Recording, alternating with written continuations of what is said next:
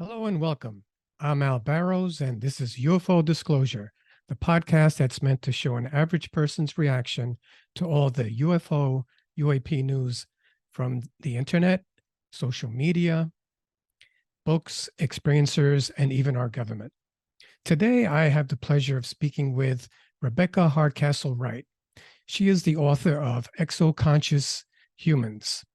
Will Free Will Survive in an Increasingly Non-Human World? She has over 30 years of experience specializing in consciousness psychology and is the founder and director of the nonprofit Institute for Exoconsciousness, where she works with an international community of contactees. Hi, Rebecca. Welcome to UFO Disclosure. Thank you so much for doing this. It's an honor to have you on as a guest. Thank you, Albert. Well, it was lovely to be here. I found your book really forward-looking, and I know that you've worked in Washington, D.C., working towards disclosure of the ET phenomenon way before even the current UAP congressional hearings. And in the book, in chapter 1, you talk about your contact experiences. I was just wondering how all that led you to developing exoconsciousness and how that both those experiences contributed to it. I've been in the disclosure movement since I would say actively and professionally the late 90s. Wow. So I'm very familiar with a lot of the main players in well, not so much the players that have come forward today, like the whistleblowers, but the ufologists that have been working and researching for the past 20 some years. I'm very familiar with all of them.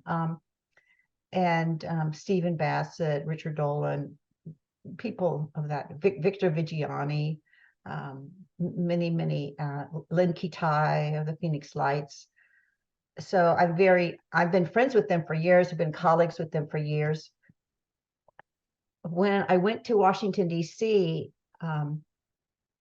that was really tied to my first book called Exoconsciousness, Your 21st Century Mind. That was my first book where I was trying to work out exactly what an academic scientific approach would be to define exoconsciousness, as well as to give an autobiographical view of what it's like to be an experiencer, a childhood experiencer. And so I wove the objective and the subjective, so the objective scientific craft research work around experiencers into my own subjective experience as being an experiencer. So I had published that book, and I was at the first time I was publicly presenting it in Laughlin at what's become Paulo Harris's conference, but before that was another conference. I was presenting it there in Laughlin, and Bob Brown's conference. And I presented it, and I got a call to come work for Dr. Edgar Mitchell. And one of the prerequisites was that I would let go of my exoconsciousness work at that time and work primarily with Dr. Mitchell and his team of international scientists to try to push forward the information about 0-point energy, consciousness, and the extraterrestrial presence, and how those three things work together. So there I was at a crossroads, just ready to kick off exoconsciousness, and this offer came in. And so I was living in Phoenix at the time, and fortunately my husband was from Washington, D.C. So when I said, gee, do you want to go to Washington? Do you want to go back to Washington? He was okay with it. And we have children that live there also, which made it really nice. Okay.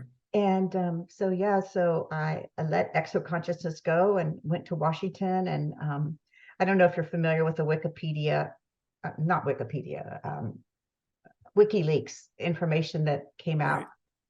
So I worked through that, worked with the Podesta office at the Obama White House, worked with scientists, and really endeavored to find some funding for bringing forth the 0 point energy research that had heretofore been in the shadows.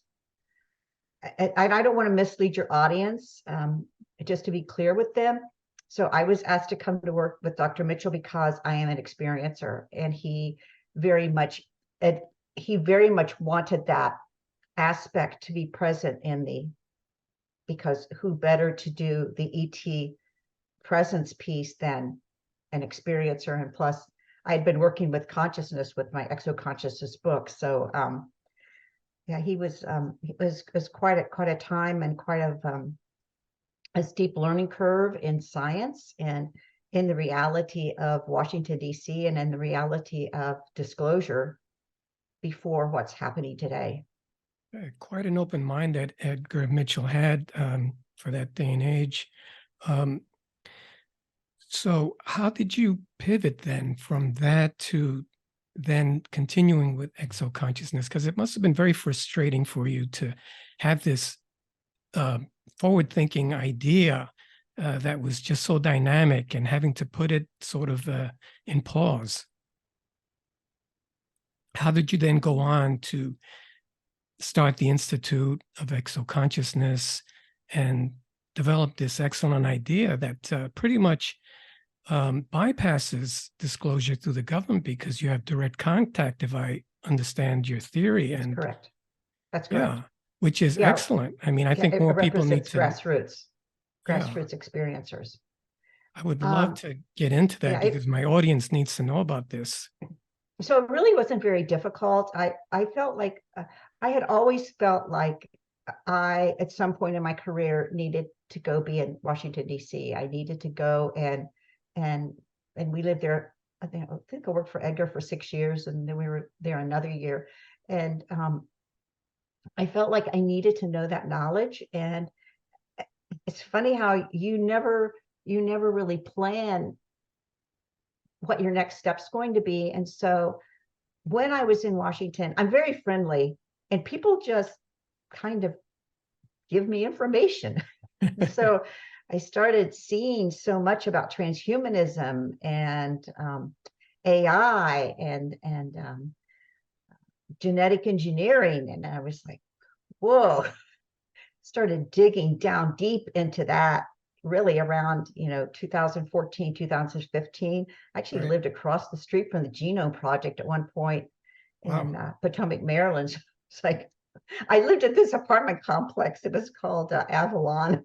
So I'm living at Avalon across the street from the Genome Project. Yeah, wow, So what a just all coincidence. kinds of just really, really interesting places where I keep moving to, and people keep giving me information. And all of a sudden I was really struck by the fact that, wow, I had the ability not only to research and to think critically about what's happening, but all of a sudden I can see just a huge picture. And I saw the big picture of transhumanism, and I saw how it was going to roll out in all its intricacies. And I was actually very traumatized by it because I'm a mother and a grandmother, and I'm like, wow, I don't know about this reality that they're taking very seriously, and this is going to be a different reality than natural human-based consciousness. And so what that DC experience did was it grounded me in, this is reality. This is the reality that we're living in 2023. This is happening to us at a rapid pace. And then as I was working with Edgar, I arranged the meeting with John Podesta at the White House, and he was very inviting and open, and cleared his calendar for us to come. And Edgar had been in Switzerland, I think, a few weeks before, and his health had precipitously declined. So I'm in DC, just to make it clear for your audience, I'm in DC as the Washington, D.C. representative, and Edgar's living in Florida. So all I'm having is, mostly email kind of conversations and that sort of thing. So, but I Right. was picking up that he was really quite ill, but I didn't know how ill because I didn't have eyes on the situation in a Right. sense. And so after Edgar had to cancel the meeting with John Podesta, and because of health. And then after that, then he went into the hospital and passed away very, very rapidly. And I just knew I couldn't go on with Quantrek anymore. I couldn't go on with the 0 point energy work anymore. And so I thought I need to come back to exoconsciousness. And so what I did was that's when masterminds were sort of popular. So I just did a mastermind, and I reached out all across the world to my friends that were experiencers and like, hey, do you want to do this mastermind? And I'm starting this Institute for Exoconsciousness, and would you want to work together? And we just started meeting monthly, and then it's grown from there. And now it's very vast, and we have a lot of different layers to it. But the message of exoconsciousness is that all humans, not some humans, but all humans have the innate ability to connect, communicate, and co-create with extraterrestrials, multidimensionals, and also spiritual beings. We have a lot of people in the group that communicate with Buddha or Jesus or, Shiva. There's a lot of spiritual presence in exoconsciousness also, which I think is a wonderful bridge between religion, metaphysics, and science, That's which what was I nice. Yeah, love about your concept. It's so inclusive. Um, I was wondering though, does contact bring about exoconsciousness and affect your DNA that way, or is it the other way around? Is it that once you develop exoconsciousness, then you can make contact? Or does it work both ways? I think it works both ways. So one of the things that we began doing is I do coaching. So I do group coaching. So I have groups of experiencers who gather weekly, and we initially we work through a very structured kind of coaching to get people up and talking about their experience, getting comfortable with it, like sharing the experiences of their life that happened, because that takes time. It takes time to build up that inner confidence. And if your listeners are interested, we have a YouTube channel also called Exoconscious Humans, where I interview people that are in the coaching, and they talk about Yeah, how check this it is, out. It's really yeah, interesting. how that's affected them. Um, yeah, if you want to have me help reach out to any of the people, please just let me know that are in the coaching. And so what I've learned is that sometimes people, if they're not childhood experiencers, so we have a lot of childhood experiencers, people like me, they've been in contact and they've had communication and they've actually worked with beings their entire life. Okay. People that have a conscious awareness in adulthood of that contact and communication, oftentimes they will be in a situation where maybe they'll be in an unhappy work situation or relationship, but something that will happen, they'll have an orbit encounter, or they'll have a being visitation, and that will then propel them deeper into awareness of exoconsciousness. And then oftentimes those people will start to say, hey, I remember now when I was a child and all these things happened to me. And now it all makes sense where it didn't make sense before. So I'll give you a great example of that. So one of the women, she's a professional counselor. She has her PhD in counseling, and she had a very vivid contact encounter as an adult. Okay. And then after being in the group, she remembered that when she was 5 years old, 5 years before Travis Walton, she had a contact experience in the identical place that Travis Walton did up in northern Wow, that's Arizona. incredible. Yeah. Same exact area in the woods. Same woods. Wow. 5 years before, when she was 5. And she went missing as a 5-year-old for quite some time on a family camping trip. Well, that's interesting, the way that contact experiences work. And I know that you have a free survey in your book that you refer to a lot. And most people say that they weren't really abducted. They pretty much wanted the contact or welcomed it or asked for it. Over 70%. So I think It's a there's a lot positive of experience. Yeah, I think there's a lot of disinformation out there, just to sell newspapers or stories about abductions. Um, and it's too bad. I know that Kathleen Martin, when I interviewed her, she spoke about her aunt and uncle, how they were supposedly abducted. And I know that um, both of them had a similar experience, but reacted in a different way. She was more curious, he was more traumatized. And I guess, that just was his nature. But from her experience, there really wasn't any reason to be traumatized. They explained everything to her, they communicated with her. And if you continue to read the book that I'm referring to, she later on initiated contact herself. And most people don't even know that. So I'm glad that's the co-creation piece.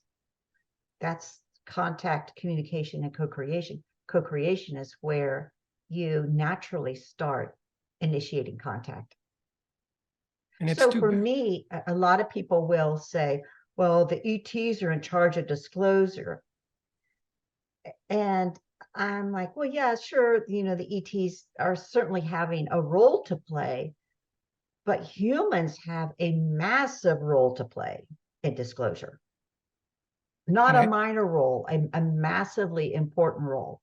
And co-creation is part of this. So one of the tenets of exoconsciousness is that we're peer-to-peer with ETs. So Right. I love that about your philosophy as well. We're not subordinate to them. And consciousness is such a great resource that's so untapped. There's so much untapped ability within us. It's empowering. I really enjoyed reading that part of your book. Thank you. And that's a hard thing. One of the important facets of the exoconscious coaching, and I also do private one-on-one coaching. I also do that with people that have maybe they've been working as a channeler or working as a psychic, and they're a little stuck and not sure where to go, or maybe they've just had an encounter. So I do also one-on-one, but in the group, one of the things that we emphasize is integration. So if we're unconscious about who we are, we're unconscious of what our triggers are, what our fears are. We're not integrated in terms of our emotions, our mental states, our psychic states, then we can't excel in our exoconscious abilities. And so one of the things that we do in the group, which I think is very healthy, is that we hold each other accountable, and we form a trust community. So because many of the people in the group, they've been meeting for over a year now, so they have continuity over time of trusting each other and kind of growing together and blossoming together. And it's very interesting because what's happened to some of the group is that they'll be contacted. So Kevin Briggs is in our group. I don't know if you know Kevin. He works at the Council of Eight. Yes. Okay. Okay. Isn't he He associated was with part of Kathleen Kathleen Martin too? Martin's book. Yeah. So Kevin's been in our group for quite some time, and sharing the Council of Eight. But even before he even shared very much, people were starting to be contacted by the beings in his council. Wow. And people in the coaching groups that weren't part of Kevin's coaching group started being contacted by the council. And it's a very natural unfolding relationship. I think when we can get ourselves to settle down and be mature about this, that we can, that amazing parts of reality open up that heretofore we could never see. We couldn't be conscious of it. Now, Whether we'd be too narrow. I agree. Why do you think that we're resorting to transhumanism and not developing our innate abilities? It almost seems like a cop-out to use transplants or to heighten our abilities with technology when we have so much untapped within ourselves. It's almost as though we don't believe in ourselves enough, because everything really is within us. As you've proven time and time again, if you want contact, you develop it within yourself and then you put it out there. We really don't need technology, although that's the direction that our society seems to be moving in. And it is kind of scary. Well, transhumanism's not new. It's really quite ancient. There's always been a part of humans that wanted to sort of become either the master of the machine or use the machine as the master. So there's always been that tendency. You almost feel like, as an experiencer, I think many of us feel like we're reliving Atlantean times right now because of what's going on and the misuse of technology. But the thing about transhumanism, I think is very important to understand, is that it's taking three major types of engineering. So geoengineering, so chemtrails, HARP, CERN, satellites. It's taking that geographic, spatial, and space engineering, and it's uniting it with genetic engineering, which is using pharma and medicines to change our DNA, or implants, as you mentioned, to change our DNA. And then the third piece is social engineering. And social engineering, of course, is propaganda, mind control, something that if you're a contactee, you know about mind control, because there isn't a childhood contactee who hasn't said, was I in a program? Or was all of it, am I a my lab? Was I a military abductee? I mean, we just have to do on our own deep dive into that mind control. And so as social engineering unrolls, it's very easy for us to see and be very quickly consciously aware of what's going on. But these three things are combining. And then a fourth element of transhumanism that's very important is the element of technocracy. So technocracy is just an economy built on technology.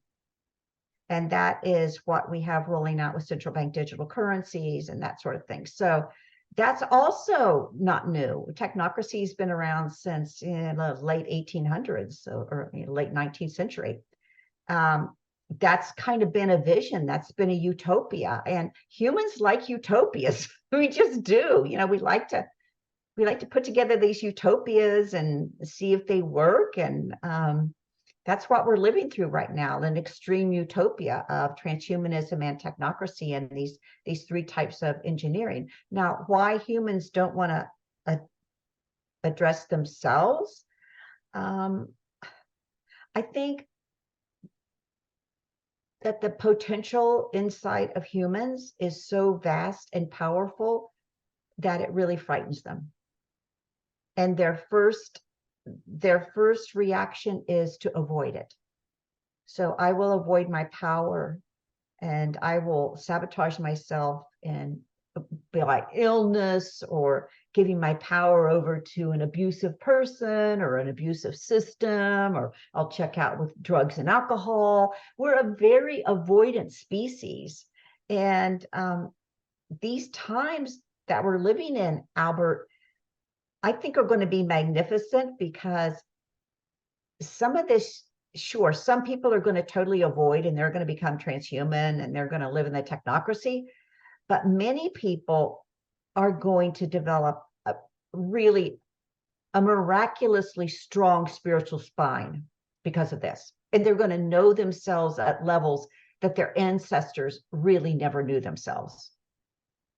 And I think that's so exciting, but it's like anytime, it's like going to the gym. You go to the gym and you start working out, and what are you doing? Like you're ripping your muscles and you're tired and you don't want to go, and all of that scenario, but you have to go, and that's how it's kind of like things are going to keep unfolding, and exoconscious humans are going to be like, I don't want to go in there. So let's take Maui, for instance. What happened in Maui? We have a woman in our group that does a lot of earth energies. Her daughter's in Maui, and it's like, I don't want to go into that situation in Maui. It's too scary. I want to avoid it. The government's taking care of it. We don't have to worry. And yet, if you want to have that spiritual spine, you have to go in there. You have to go in there and be a part of what's happening. That's why we came to Earth. Yeah, and I know there's a lot of conspiracy theories as to what's really going on in Hawaii or what caused it. And you probably mentioned a few there. Won't go into that. But how is exoconsciousness superior to transhumanism? I want to make that clear to my audience because it's so easy to just opt for the transhumanism and not use our brains. Just let our consciousness be taken over by some computer chip, for example. Can you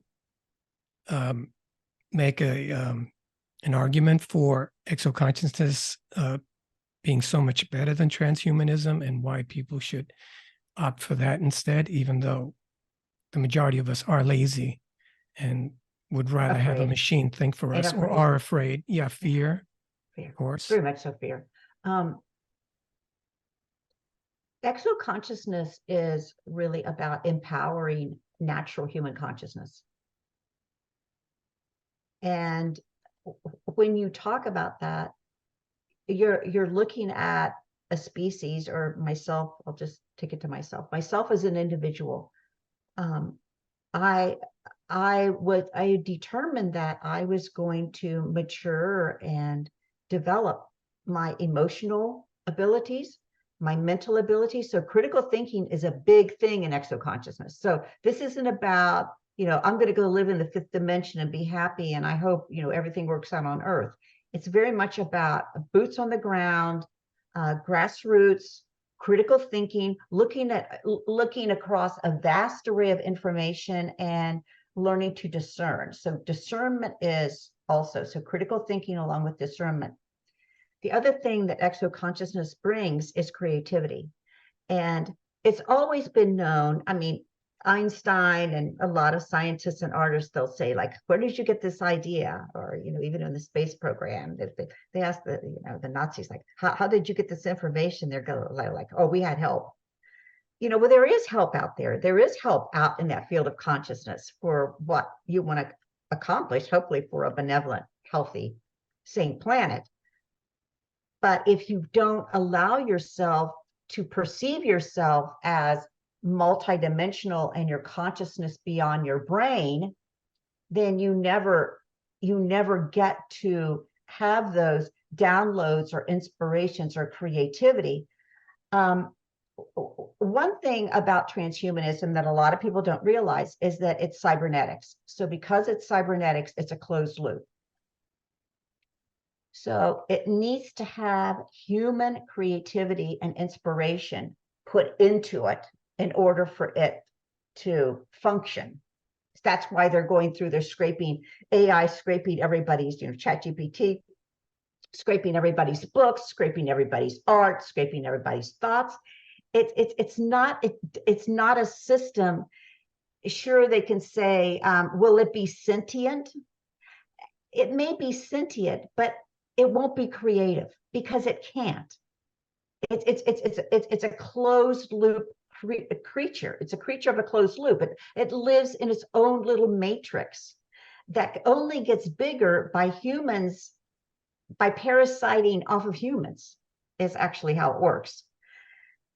And so exoconscious humans are going to live in a transhuman culture. Much of our culture is going to be transhuman. And we're going to have to find a way where we can allow our natural human consciousness to flourish and not be abused and stolen, our ideas stolen by this rather weak artificial intelligence. And it's going to be a big ask for us to do that. But we're also a species that has offspring and children, grandchildren. We have a legacy. We have families, and we're all very aware of that. And you look at transhumanism. Obviously, it's moving to artificial reproduction. So we also believe, as exoconscious humans, that our DNA possesses scientific properties that we are not only our DNA, well, let's keep it to DNA, so that our DNA possesses scientific properties that we've yet to tap. So if you look at the universe is 99% plasma. It's not solid liquid gas. It's Glad not. you brought that up. Go ahead. It's plasma. And not only is it plasma, it's also light, and it's also intelligent. So it's communicating back and forth with us.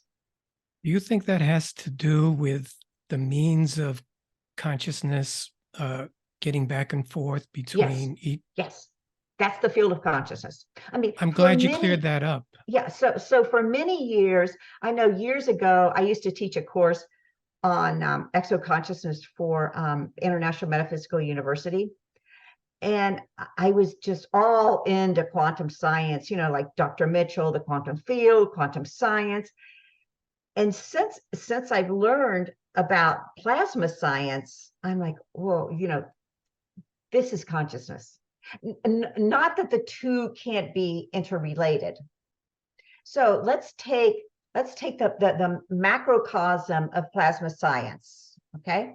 These huge clouds that reside 3 times larger than Earth, these plasma clouds that reside outside of Earth, and are holding grounds for information and knowledge, as well as the Great Sloan Wall that's like 137 billion light years away, and yet it's still right. It has an effect on us. Einstein's theories don't hold up under that. So let's take that macrocosm and move that to the microcosm, our DNA. So our DNA, 97% of our DNA is what we call junk DNA. Oh, so they say, yeah. So they say. And they find all kinds of excuses to like skirt around it and now genetically modify it. They're genetically modifying DNA, and they don't really know how it functions. It's like it's like the brain. It's like the brain initiative that Bush started, and then Obama picked it up. It's like, we're going to pick apart the brain, all the parts of the brain, and then we're going to know how humans function. It doesn't work like that, and it doesn't work like that with DNA. And so, what if, Albert, the part of DNA that with the function we don't understand is really connected to this plasma energy around us? Wow, that's mind-blowing. Like, what if our DNA is plasma? Exactly. And so if you think about it, if you think about it from a position of a person in power, okay, you've kind of got, the world by the tail. You're a banker, or you're going to, Basel for the Bank International Settlements, and you're running a central bank in a country or whatever. The last thing you want, or you're a political leader, the last thing you want is for humans to figure all this out. Because all of a sudden, humans are going to be able to use this field of consciousness quantum-based as well as plasma-based, as well as physically in their DNA, to create a totally different Earth life, a totally different human and a totally different Earth life. Well, that's the last thing you want. So what are you going to do? You're going to hack their DNA. Hmm. Yeah, I know that you referred to it as the fourth industrial revolution, and it almost sounds as though we almost lose control of our minds almost, because choices are made for us and we think it's our own choice. And you spell it out so well in your book. It's probably too much to go into just now, but I was just wondering, are you optimistic about the future? And I mean, I'm talking about the next 500 years or so.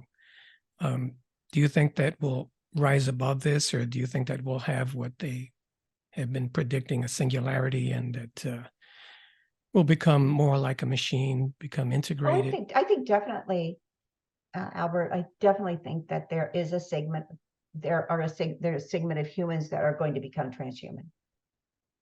Absolutely, categorically. They're gonna do the whole enchilada. They're gonna do the synthetic reproduction. They're gonna do the genetically modified DNA.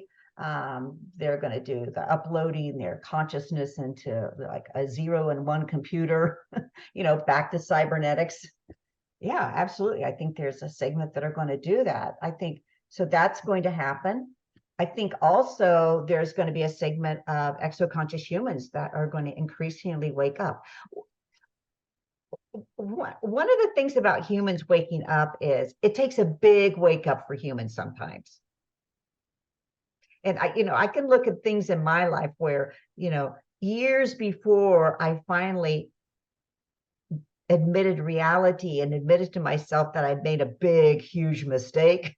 It took a big mistake to get me launched off of that train of thought, of that emotional attachment. But one of the things that's also going to happen along with exoconscious humans in the presence of them is that, and I think exoconscious humans will help people safely navigate through these times. I think that's really why we're here, is to help people safely. We're here, of course, to evolve and advance, but we're really here to serve and to help people safely navigate these times. And then if you overlay that with not only what's happening with artificial weather modification, like geoengineering, and what's happening naturally with where the Earth is moving into the galactic center, that's some powerful field energy. That's some powerful plasma energy that's getting magnified, and we're going to have to learn how to live in it. I'm so glad that you're bringing this out to the forefront and making my audience aware of exoconsciousness, because that's definitely going to be the way to go in the future. And I think that's going to be one of our main survival tools, developing exoconsciousness. I just want to read something from your preamble at the end of your book, which I thought was very empowering. It's called The Rights of Humans, and part of exoconsciousness belief. Number one, we exoconscious humans confirm the ET presence on Earth. Number two, we confirm the field of cosmic consciousness in which humans and ETs share information and energy. And then the third one that I thought was really empowering was exoconsciousness is an innate ability to contact, communicate, and co-create with ETs. And you go into that in the book and you explain that so well, but I just thought that that was so embracive and open to anybody to develop and look into. And it's so accessible if we just took the time to meditate or look within ourselves. And I'm so appreciative that you're writing these books and keeping us self-aware, because there's so many distractions now. And I mean, it's so easy to, refer to a computer instead of think for ourselves. You don't even need encyclopedias anymore. It's right in your phone. Look anything up. You don't need to think anymore. in a way, our phones are doing our thinking for us now, in a way, if you think about it. Mhm. But I think what you read from was that the Bill of Exoconscious Human Rights? yeah, it's right at the end, Yeah, Appendix 1. yeah. So Yeah, that's yeah, that I wrote that years ago, and it's been kind of edited a couple times since. But yeah, I just knew. Actually, it was when I lived in Washington D.C. and George Mason. I got actually my husband went to George Mason University, but I was always intrigued by the man George Mason because he was the one that really helped compose and push forward the Bill of Rights. And that Bill of Rights has become just really a linchpin in human freedoms. And so one day I was just like, we went to visit his home when we were there, and I just thought, wow, we need an exoconscious human Bill of Rights. And then interestingly enough, there's a group. So there's a group in Chile that are working on neural rights right now. And they passed actually a constitutional amendment for neural rights for people in Chile. it's funny. Sometimes overseas, they're so much more progressive than we are and transparent about stuff like this and forward thinking. I would love to talk to you much more. I could probably talk to you for 2 more hours, but I know you have another appointment. Where can people buy your books, find out more about you, find out about your institute, and overall, your websites, that sort of thing? So the main website is exoconsciousness.com. You could also just Google my name, Rebecca Hardcastle Wright, to find that website. If you want to reach me by email, my email is easy. It's R for Rebecca, R Hardcastle Wright @gmail.com. Easy to find me that way.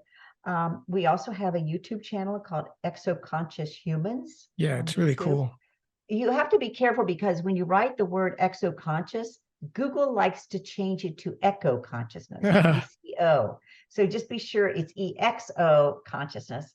So we're doing a lot with that. We also have we have a YouTube channel, and we have a newsletter that goes out about every week or so that gives information I'm just putting up about. your book so people can see the Okay. cover. Yeah. Also on that website, exoconscious.com, it's got information about the books and that sort of thing. And we're also starting something new. So we have in the coaching group, we've had something called Mighty Networks, which is a social sharing platform. I don't know if you're familiar with it, because people didn't really want to get on the regular social sharing platforms. They felt they weren't just the privacy level wasn't there. So Right. we're putting in this month, we're going to be launching a membership, so people can have a membership, and that membership includes access to the Mighty Networks platform, where they can create a profile and get to know other people. And also it will include monthly sessions that we have where we talk about maybe in September, we're thinking of talking about what's happening Earth energy wise in Maui, or what's going to happen with the Senate hearings. There's a lot of people in the group that are, very, very wise about UFO history. They're steeped in ufology, and they've been around a long time, and they have their finger on the pulse of what's happening. But we're going to offer these monthly events that people can participate in. And then I hope to open another coaching group this fall for people that want to join a coaching group. Cool. I know that there's a lot of people out there in my audience that have experienced contact and perhaps don't know how to deal with it, might be experiencing some degree of trauma. Do you have any last minute words of advice for anyone that might be listening now and experiencing trauma from contact? I think trauma is something that, we could have a whole segment on trauma, because I'm actually a therapist, so I do a lot of work in trauma. I'm a trauma therapist. Is just realizing that this is something that's triggering your nervous system, and it's probably related to other things, not necessarily to contact, maybe other things in your past that you've had trauma about.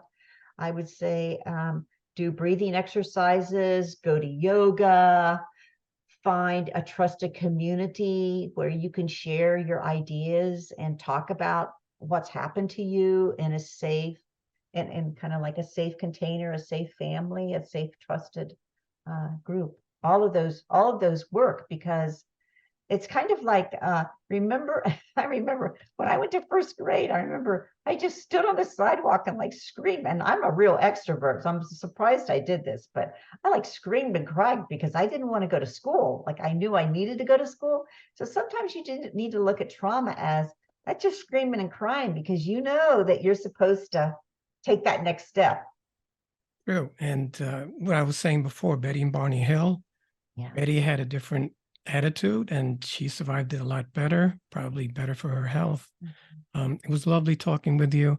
And thanks so much for reaching out to my Thank audience. you. Hope we Thank can you, do this Albert. again. Lovely show. Thank you. This is Al Barrows, UFO Disclosure with Rebecca Hardcastle Wright. Please go out and purchase her book, Exoconscious Humans: Will Free Will Survive an Ever Increasingly Non-Human World?